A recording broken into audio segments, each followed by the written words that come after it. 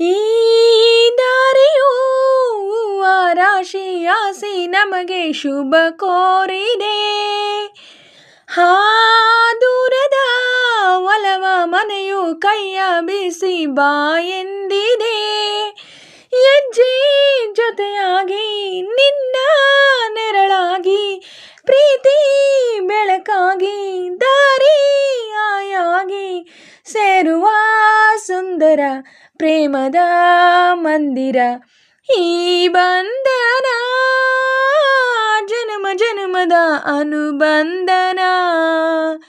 ಈ ಬಂಧನ ಜನ್ಮ ಜನ್ಮದ ಅನುಬಂಧನ. ಈ ಪ್ರೇಮ ಸಂಗೀತ ಸಂತೋಷ ಸಂಕೇತ. ಈ ಬಂಧನ ಜನ್ಮ ಜನ್ಮದ ಅನುಬಂಧನ.